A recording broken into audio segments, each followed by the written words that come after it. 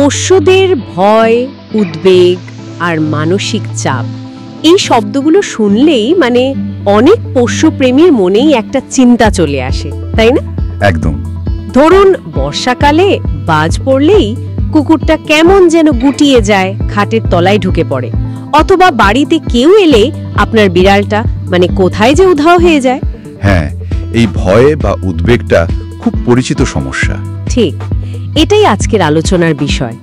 আসলে আমরা দুজন পশু চিকিৎসক বন্ধু হিসেবেই কথা বলবো, যাতে পোষ্যদের বাবা মায়েরা তাদের প্রিয় সঙ্গীদের মনের অবস্থাটা আরেকটু ভালোভাবে বুঝতে পারেন। ঠিক তাই।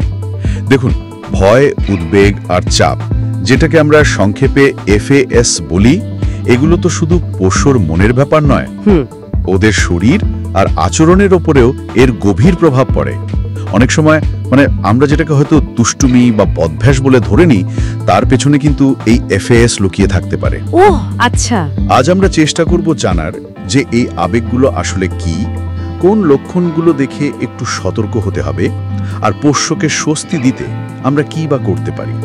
আমাদের আজকের আলোচনার ভিত্তি অবশ্যই পশু চিকিৎসা বিজ্ঞান আর আমাদের পেশাদার অভিজ্ঞতা। তাহলে চলুন গভীরে যাওয়া যাক। আমরা বোঝার চেষ্টা করব ভয়, উদ্বেগ আর চাপের মধ্যে ঠিক তফাৎটা কোথায়। পোষ্যের কোন আচরণগুলো দেখলে বুঝবো যে সে FAS অনুভব করছে, এর ফলে তার স্বাস্থ্য বা ব্যবহারে কি কি সমস্যা হতে পারে।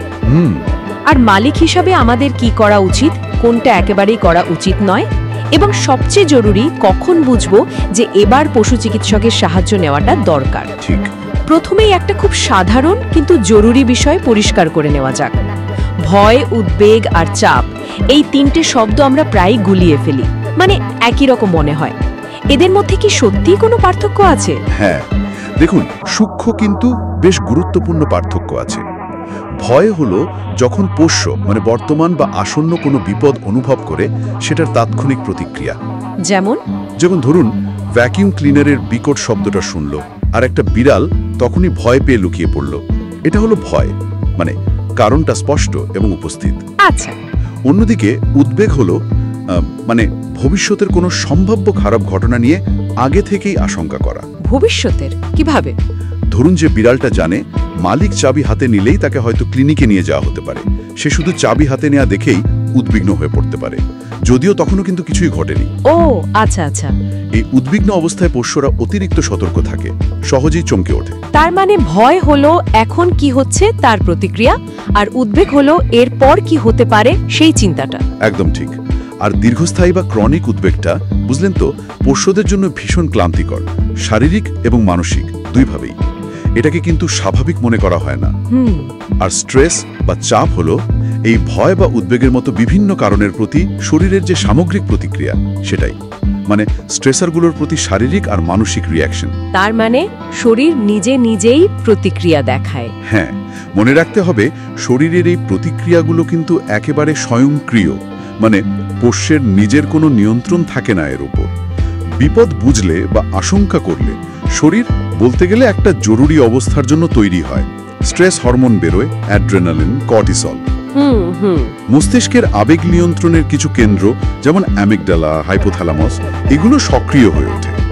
এটাকেই আমরা বলি ফাইট ও ফ্লাইট রেসপন্স। ও, ফাইট ও ফ্লাইট হয় লড়ো নয়তো পালাও। ঠিক, হয় পরিস্থিতি মোকাবেলা করো নয়তো পালিয়ে বাঁচো। এটা খুব মৌলিক একটা জৈবিক প্রক্রিয়া। এটা তো আমরা মানুষের ক্ষেত্রেও শুনে থাকি, তার পোষ্যদেরও একই রকম অনুভূতি হয়? হ্যাঁ, একদমই তাই। মৌলিক প্রক্রিয়াটা একই, কিন্তু সমস্যা হলো যদি দীর্ঘ সময় ধরে এই চাপটা চলতে থাকে, তাহলে কিন্তু সমস্যা আরো গভীরে যেতে পারে। এটা শুধু মনের উপর চাপ ফেলে না, শরীরের বিভিন্ন অঙ্গ প্রত্যঙ্গের স্বাভাবিক কাজেও ব্যাঘাত ঘটায়।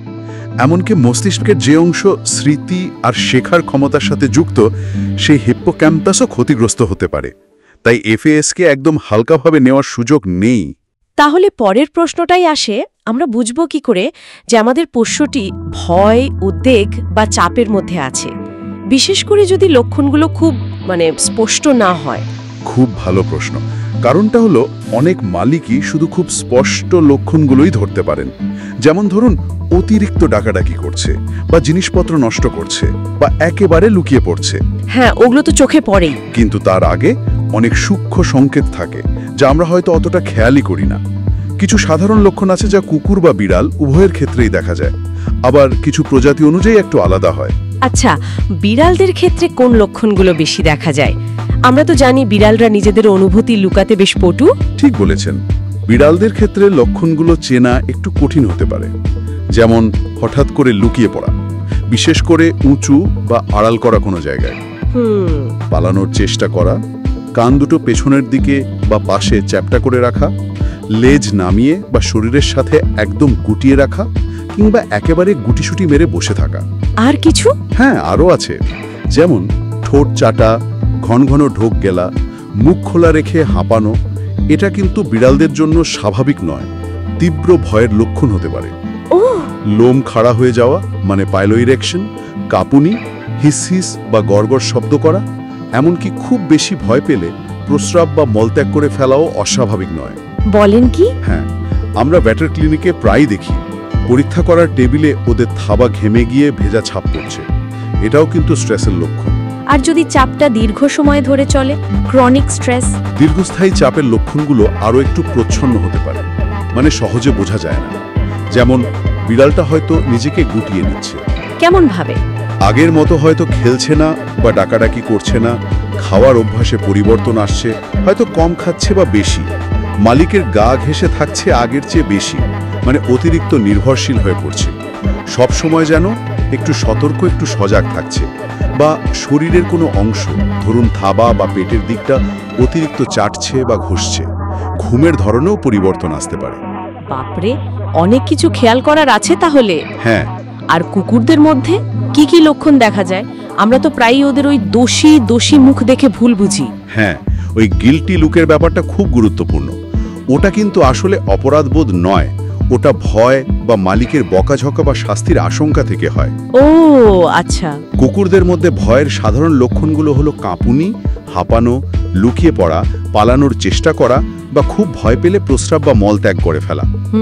এছাড়াও তারা অতিরিক্ত সতর্ক থাকতে পারে, অস্থিরভাবে পায়চারি করতে পারে, গোঙাতে বা ডাকতে পারে।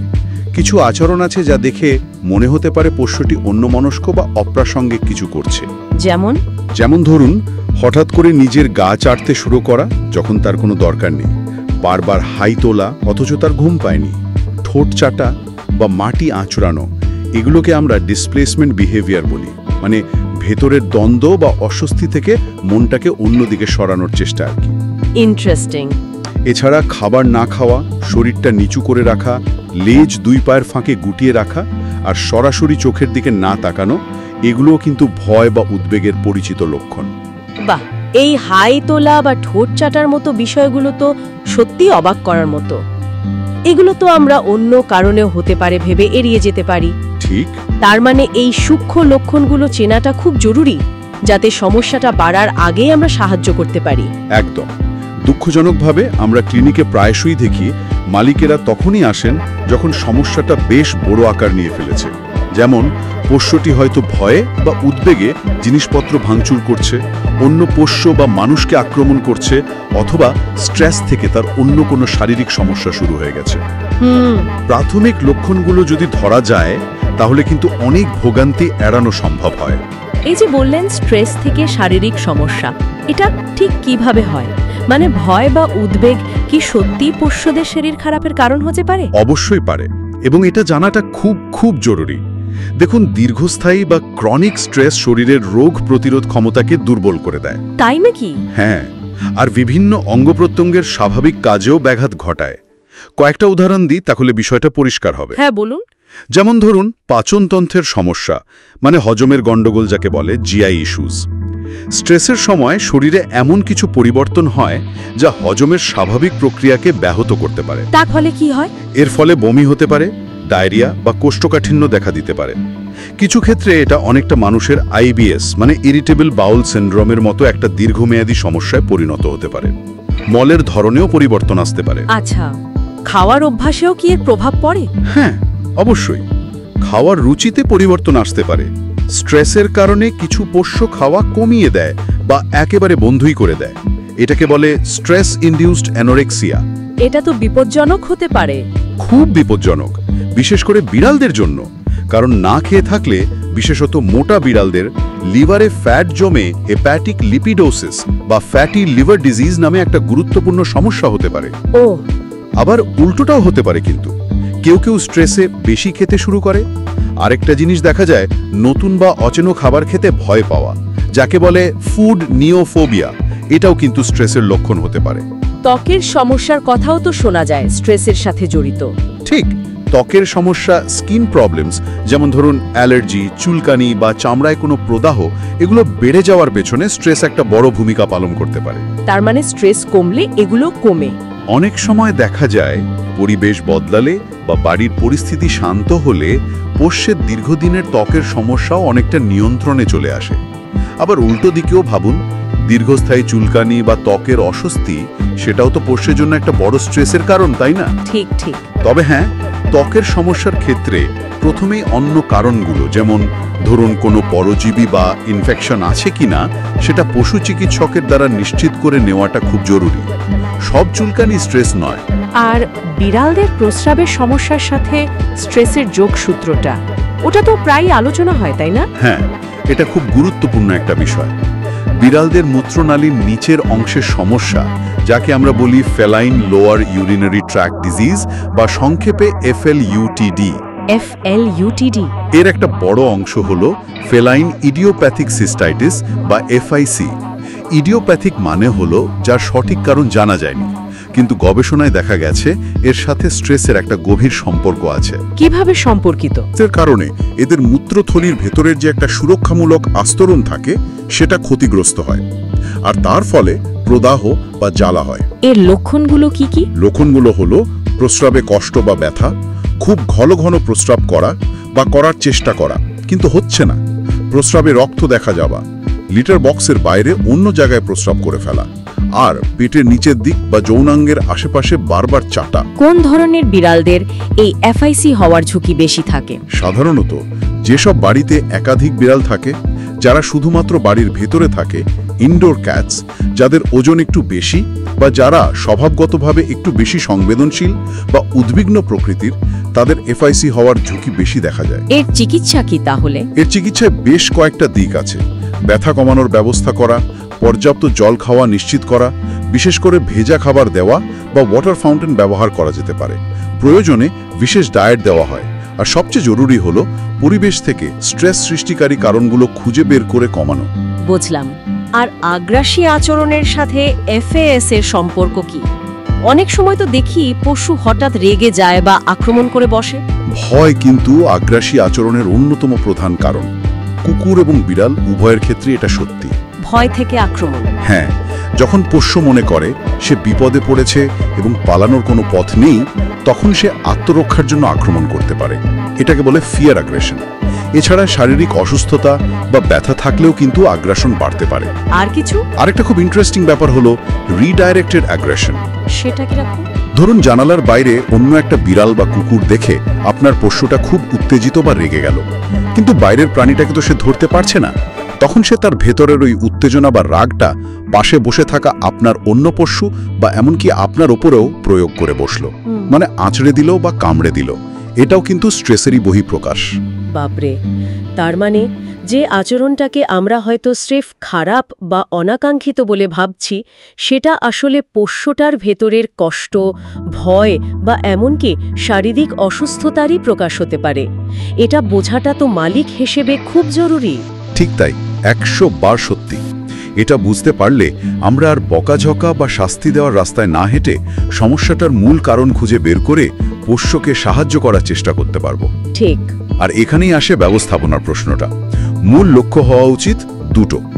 এক, যে কারণগুলো থেকে ভয় বা উদ্বেগ তৈরি হচ্ছে সেগুলোকে যতটা সম্ভব কমানো বা সরিয়ে দেওয়া। আর দুই, পোষ্যকে ওই পরিস্থিতির সাথে মানিয়ে নিতে বা মোকাবেলা করতে সাহায্য করা। তাহলে শুরুটা কিভাবে করা উচিত? মানে প্রথম পদক্ষেপটা কি হবে? প্রথম পদক্ষেপ হলো কারণটা খুঁজে বের করা, আইডেন্টিফাই ট্রিগার্স। ঠিক কিসের থেকে পোষ্য ভয় পাচ্ছে বা উদ্বিগ্ন হচ্ছে? এটা কি কোনো বিশেষ শব্দ, যেমন বাজ পড়া, আতশবাজি, গাড়ির হর্ন? হতে পারে। নাকি অপরিচিত লোক বা অন্য কোনো প্রাণী, নির্দিষ্ট কোনো বস্তু যেমন ভ্যাকিউম ক্লিনার বা ছাতা, কোনো বিশেষ জায়গা যেমন ধরুন ভেট ক্লিনিক, নাকি দৈনন্দিন রুটিনের কোনো পরিবর্তন, যেমন বাড়িতে নতুন সদস্য আসা বা বাড়ি বদল, অথবা বাড়ির অন্য কোনো পোষ্যের সাথে সম্পর্ক? অনেক কিছুই হতে পারে। হ্যাঁ, কারণটা যদি জানা যায় তাহলে সেটা এড়িয়ে চলা বা নিয়ন্ত্রণের চেষ্টা করা যায়। বিশেষ করে যখন আপনি ওকে সাহায্য করার জন্য কোনো ট্রেনিং বা অন্য কোনো ব্যবস্থা নিচ্ছেন, তখন ট্রিগারটা এড়িয়ে যাওয়া খুব জরুরি। কিন্তু কারণটা না হয় বোঝা গেল, কিন্তু সবসময় তো সেটা এড়ানো সম্ভব নয়। যেমন ধরুন বাজ পড়া, ওটা তো আমরা থামাতে পারবো না, সেক্ষেত্রে কি করণীয়? ঠিক, খুব ভালো পয়েন্ট। এখানেই আসে পরিবেশটাকে সাজিয়ে গুছিয়ে পোষ্যের জন্য স্বস্তিদায়ক করে তোলার এনভায়রনমেন্টাল মডিফিকেশনের প্রশ্নটা। সেটা কিভাবে করা যায়? পোষ্যের জন্য একটা সেফ জোন বা নিরাপদ আশ্রয় তৈরি করে দিন। এমন একটা জায়গা যেখানে সে ভয় পেলে বা চাপ অনুভব করলে গিয়ে থাকতে পারে, যেখানে তাকে কেউ বিরক্ত করবে না। কুকুরের জন্য কেমন হতে পারে? কুকুরের জন্য এটা হতে পারে তার নিজের ক্রেট, অবশ্যই যদি সে ক্রেটে থাকতে অভ্যস্ত এবং ভালোবাসে, জোর করে নয়। অথবা ঘরের একটা শান্ত কোণ যেখানে তার বিছানা বা কম্বল পাতা আছে। আর বেড়ালদের জন্য? বিড়ালরা সাধারণত উঁচু আর আড়াল করা জায়গা পছন্দ করে, তাই তাদের জন্য কোনো উঁচু তাক, বক্স বা আলমারির ওপরের মতো জায়গা খুব ভালো সেফ জোন হতে পারে, যেখানে সে গুটিসুটি মেরে সব দেখতে পাবে কিন্তু তাকে দেখা যাবে না। আর যদি বাড়িতে একাধিক পোষ্য থাকে? হ্যাঁ, মাল্টিপেট হাউসহোল্ডে এটা খুব জরুরি। খেয়াল রাখতে হবে যাতে খাবার, জল, লিটার বক্স, বিড়ালের ক্ষেত্রে নিয়ম হলো যতগুলো বিড়াল তার চেয়ে একটা বেশি লিটার বক্স, খেলনা বা বিশ্রামের জায়গা মতো প্রয়োজনীয় জিনিস পর্যাপ্ত পরিমাণে থাকে, যাতে এদের মধ্যে কোনো প্রতিযোগিতা বা রেষারেষি তৈরি না হয়, কারণ এই রেষারেষি কিন্তু স্ট্রেসের একটা বড় কারণ। আর পরিবেশটাকে কি আরো আকর্ষণীয় করা যায়? অবশ্যই, পরিবেশটাকে একটু আকর্ষণীয় করে তুলুন। কিছু ইন্টারঅ্যাক্টিভ খেলনা দিন, খাবার বের করার পাজল দিন। বিড়ালের জন্য আঁচড়ানোর পোস্ট, স্ক্র্যাচিং পোস্ট বা ট্রি খুব জরুরি। এগুলো ওদেরকে ব্যস্ত রাখে এবং মানসিক চাপ কমাতে দারুণ সাহায্য করে। পরিবেশ তো ঠিক করা হলো, কিন্তু পোষ্যের আচরণ বদলানোর জন্য কি করা যেতে পারে? ধরুন যে কুকুরটা বাইরে যেতে ভয় পায় বা অন্য কুকুর দেখলে চেঁচায়, তাকে কিভাবে সাহায্য করব? এখানে আচরণ পরিবর্তনের কৌশল বিহেভিয়ার মডিফিকেশন কাজে আসে। আর এর মধ্যে সবচেয়ে গুরুত্বপূর্ণ আর কার্যকরী পদ্ধতি হল ডিসেনসিটাইজেশন ও কাউন্টার কন্ডিশনিং, সংক্ষেপে ডিএসসি। ডিএসসি নামটা একটু কঠিন লাগছে। হ্যাঁ, নামটা একটু খটোমট লাগতে পারে, কিন্তু ব্যাপারটা সহজ করে বললে দাঁড়ায়। বলুন।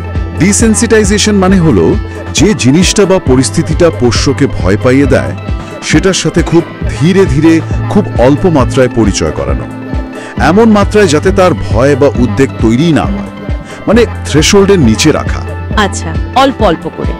হ্যাঁ, আর কাউন্টার কন্ডিশনিং মানে হলো ওই ভয়ের জিনিসটার উপস্থিতিতে পোষ্যকে দারুণ পছন্দের কিছু দেওয়া, যেমন খুব ভালো খাবার বা তার সবচেয়ে প্রিয় খেলনাটা, যাতে তার মনে ওই ভয়ের জিনিসটার সাথে একটা ইতিবাচক অনুভূতি জুড়ে যায়, ভয়টা পাল্টে গিয়ে ভালো লাগা তৈরি হয়।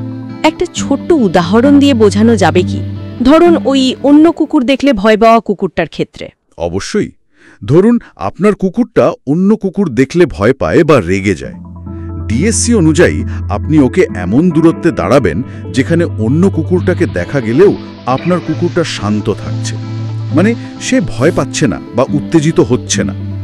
বেশ অনেকটা দূরে হয়তো। হ্যাঁ, শুরুতে হয়তো বেশ দূরেই। যেই মুহূর্তে সে শান্তভাবে অন্য কুকুরটার দিকে তাকালো বা তাকে উপেক্ষা করলো, ঠিক তখনই আপনি তাকে তার সবচেয়ে প্রিয় খাবারটা দিলেন বা খুব প্রশংসা করলেন।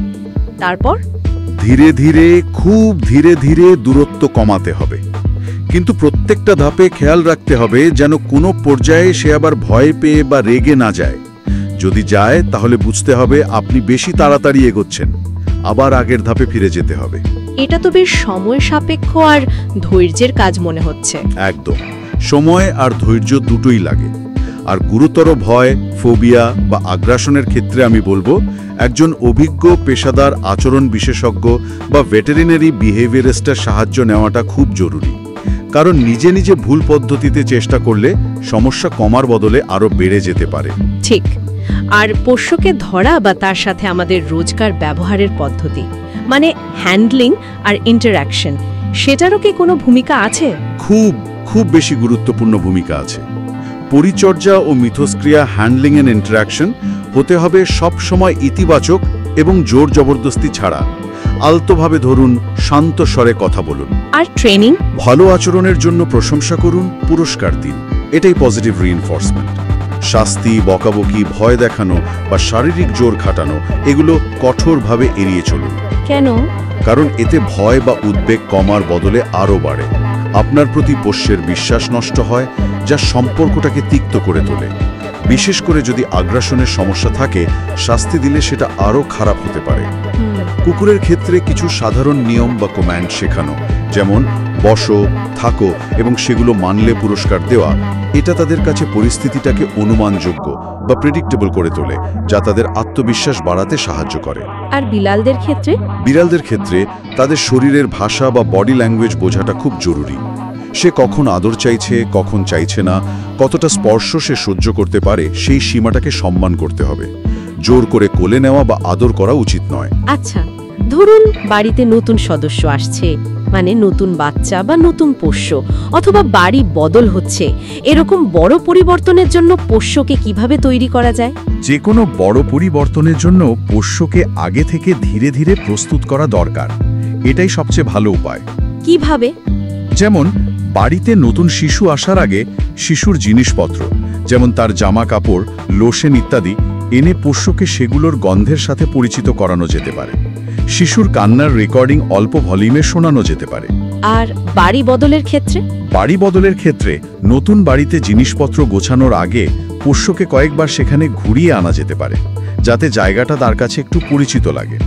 এই পরিবর্তনের সাথে সবসময় ভালো অভিজ্ঞতা জুড়ে দেওয়ার চেষ্টা করতে হবে। যেমন নতুন জায়গায় গেলেই সে তার প্রিয় ট্রিট পাবে বা তার সাথে খেলা হবে। তাহলে পরিবর্তনটাকে সে ইতিবাচকভাবে নিতে শিখবে। সেপারেশন অ্যাংজাইটি নিয়ে একটু বলবেন? মানে মালিকের অনুপস্থিতিতে পোষ্যের যে ছটফট করা বা জিনিস নষ্ট করা, এটাও তো এক ধরনের উদ্বেগ, তাই না? হ্যাঁ, সেপারেশন অ্যাংজাইটি একটা বেশ জটিল সমস্যা এবং এর ব্যবস্থাপনাও বেশ কঠিন হতে পারে। এখানেও মূল নীতি হলো ওই ডিএসসিসি, মানে মালিকের বাড়ি থেকে বেরিয়ে যাওয়া এবং ফিরে আসার বিষয়টাকে স্বাভাবিক করে তোলা। খুব অল্প সময়ের অনুপস্থিতি থেকে শুরু করে ধীরে ধীরে সময় বাড়ানো, যাতে পোষ্য কোনো চাপ বা আতঙ্ক অনুভব না করে। এই ট্রেনিংয়ের সময় কিন্তু পোষ্যকে একা রেখে এমন পরিস্থিতিতে ফেলা যাবে না যাতে সে আবার আতঙ্কিত হয়ে পড়ে। মানে থ্রেশহোল্ড ক্রস করা যাবে না। এটা একা একা করা কঠিন মনে হচ্ছে। হ্যাঁ, পেশাদার সাহায্য প্রায়শই দরকার হয়। আর কিছু ভুল ধারণা আছে সেপারেশন অ্যাংজাইটি নিয়ে। যেমন অনেকে ভাবেন পোষ্যটা রাগ বা অভিমান করে জিনিস নষ্ট করছে, বা বেশি করে ব্যায়াম করালে বা আরেকটা পোষ্য এনে দিলে এটা ঠিক হয়ে যাবে। এগুলো কিন্তু ঠিক নয়। এটা একটা প্যানিক ডিসঅর্ডার। আচ্ছা, ক্রেট ট্রেনিং কি এইসব ক্ষেত্রে সাহায্য করতে পারে? দেখুন, ক্রেট যদি একটা নিরাপদ, আরামদায়ক জায়গা হিসেবে পরিচিত করানো যায়, মানে পোষ্য যদি ওটাকে নিজের ডেন বা গুহা মনে করে, তবে তা ব্যবস্থাপনার সহায়ক হতে পারে। কিন্তু তবে এটা উদ্বেগ আরও বাড়িয়ে দিতে পারে। সেপারেশন অ্যাংজাইটির ক্ষেত্রে যদি আচরণ পরিবর্তনের সঠিক পদ্ধতি অনুসরণ করা যায়, তাহলে ক্রেট ট্রেনিং সবসময় প্রয়োজনীয় নাও হতে পারে। বুঝলাম। এতক্ষণ আমরা বুঝলাম লক্ষণ কি, কারণ কি, আর কিভাবেই বা সাহায্য করা যায়। কিন্তু একটা প্রশ্ন মনে আসতেই পারে, কখন বুঝবো যে ব্যাপারটা হাতের বাইরে চলে যাচ্ছে বা সাধারণ চেষ্টায় কাজ হচ্ছে না? মানে ঠিক কখন পশু চিকিৎসকের কাছে যাওয়াটা জরুরি? এটা খুব গুরুত্বপূর্ণ প্রশ্ন। কয়েকটি পরিস্থিতি আছে যখন আর দেরি না করে পশু চিকিৎসকের পরামর্শ নেওয়া উচিত। বলুন। প্রথমত, যদি পোষ্যের আচরণে কোনো আচমকা বা আকস্মিক পরিবর্তন দেখেন। ধরুন, যে পোষ্যটা সবসময় মিশুকে, সে হঠাৎ নিজেকে গুটিয়ে নিচ্ছে, বা শান্তশিষ্ট পোষ্যটা হঠাৎ আগ্রাসী হয়ে উঠছে। আচরণের আকস্মিক পরিবর্তন প্রায়শই কোনো লুকানো শারীরিক অসুস্থতা বা ব্যথার লক্ষণ হতে পারে, তাই সবার আগে সেটা দেখে নেওয়া দরকার। দ্বিতীয়ত, যদি আচরণগত সমস্যার সাথে সাথে শারীরিক অসুস্থতার অন্য কোনো লক্ষণও দেখা দেয়, যেমন খাওয়ার রুচি চলে যাওয়া, ঝিমুনি ভাব, বমি বা ডায়রিয়া, প্রস্রাব করার অভ্যাসে কোনো পরিবর্তন, যেমন ঘন ঘন প্রস্রাব, কষ্ট হওয়া, রক্ত দেখা অথবা ত্বকের কোনো সমস্যা, এগুলো থাকলে দেরি করা উচিত নয়। আচ্ছা, আর আগ্রাসন? তৃতীয়ত, যে কোনো ধরনের আগ্রাসন দেখা দিলে, যেহেতু এতে পোষ্য, মালিক বা অন্য কারো আহত হওয়ার ঝুঁকি থাকে, তাই এর কারণ নির্ণয় এবং সঠিক ব্যবস্থাপনার জন্য পেশাদার মূল্যায়ন অত্যন্ত জরুরি। নিজে নিজে এর সমাধান করতে যাওয়াটা নিরাপদ নয়। ঠিক। চতুর্থত, যদি পোষ্যের ভয় উদ্বেগ বা ফোবিয়া এতটাই গুরুত্বপূর্ণ হয় যে তা পোষ্য বা মালিকের স্বাভাবিক জীবনযাত্রার মান ব্যাহত করছে। যেমন পোষ্যটি হয়তো আতশবাজির ভয়ে এতটাই আতঙ্কিত যে নিজেকে আঘাত করে ফেলছে, অথবা সেপারেশন অ্যাংজাইটির কারণে মালিক তাকে এক মুহূর্তের জন্য একা রেখে যেতে পারছেন না। আর যদি ঘরোয়া টোটকায় কাজ না হয়? হ্যাঁ, সেটাই পঞ্চম পয়েন্ট। যদি আপনি বাড়িতে সাধারণ ব্যবস্থাপনার কৌশলগুলো মানে পরিবেশ বদলানো, সাধারণ ট্রেনিং ইত্যাদি প্রয়োগ করার পরেও দেখেন যে সমস্যার কোনো উন্নতি হচ্ছে না বা বরং দিন দিন আরও খারাপ হচ্ছে, তাহলেও বিশেষজ্ঞের পরামর্শ নিতে হবে। আর ওষুধের প্রয়োজন হলে? একদম। এবং সবশেষে যদি ওষুধ ব্যবহারের প্রয়োজন মনে হয়, কিছু ক্ষেত্রে বিশেষ করে গুরুতর এফএএস এর চিকিৎসায় আচরণ পরিবর্তনের কৌশলের পাশাপাশি কিছু ওষুধ ব্যবহার করার প্রয়োজন হতে পারে। কি ধরনের ওষুধ? কিছু ওষুধ আছে যা দীর্ঘমেয়াদী ব্যবহারে সাহায্য করে, যেমন এসএসআরআই যেমন ফ্লুক্সাটিন বা টিসিএ যেমন ক্লোমিপ্রাইমিন গ্রুপের অ্যান্টি অ্যাংজাইটি মেডিকেশন। আবার কিছু ওষুধ আছে যা নির্দিষ্ট পরিস্থিতিতে তাৎক্ষণিক সাহায্যের জন্য লাগে, যেমন ট্রাজোডন, ক্লোনিডিন বা বেনজোডাইজেপিন। কিন্তু এগুলো তো প্রেসক্রিপশন ছাড়া পাওয়া যায় না। একেবারেই না। কোন ওষুধ লাগবে, কতটা ডোজে লাগবে তা অবশ্যই একজন পশু চিকিৎসকের রোগ নির্ণয় এবং প্রেসক্রিপশন অনুযায়ী হতে হবে। আচরণ পরিবর্তনের কৌশলের সাথে এগুলো ব্যবহার করা হয়, শুধু ওষুধ দিয়ে কাজ হয় না। নিজে থেকে বা অন্য কারো কথা শুনে ওষুধ দেওয়াটা পোষ্যের জন্য খতরনাক হতে পারে। খুব পরিষ্কারভাবে বুঝিয়ে বললেন। তাহলে মূল কথাটা হলো আচরণের পরিবর্তনে প্রথমেই শারীরিক কারণটা উড়িয়ে দেওয়া যাবে না, আর সমস্যা যদি থেকেই যায় বা গুরুতর আকার নেয় তাহলে বিশেষজ্ঞের সাহায্য নিতে দ্বিধা করা উচিত নয়। একদম। তাহলে আজকের এই বিস্তারিত আলোচনার পর আমরা কি বলতে পারি? আমার মনে হয় পোষ্যদের ভালো থাকার জন্য তাদের মনের এই ভয়, উদ্বেগ আর চাপকে বোঝাটা যে কতটা জরুরি তা আমরা বেশ ভালোভাবে বুঝতে পারলাম। হ্যাঁ, সেটাই। তাদের পাঠানো ওই সূক্ষ্ম সংকেতগুলো ধরতে পারা, শাস্তি না দিয়ে ইতিবাচকভাবে তাদের সাহায্য করা, পরিবেশটাকে তাদের জন্য স্বস্তিদায়ক করে তোলা আর প্রয়োজনে সঠিক সময়ে বিশেষজ্ঞের পরামর্শ নেওয়া, এগুলোই পারে তাদের জীবনে অনেকটা স্বস্তি ফিরিয়ে আনতে। একদম। আমাদের মনে রাখতে হবে, এই যে আচরণগুলো আমরা দেখি, লুকিয়ে পড়া, চেঁচানো, জিনিস নষ্ট করা বা এমনকি আগ্রাসন, এগুলো প্রায়শই তাদের অনৈচ্ছিক আবেগ আর শারীরিক প্রতিক্রিয়ার ফল।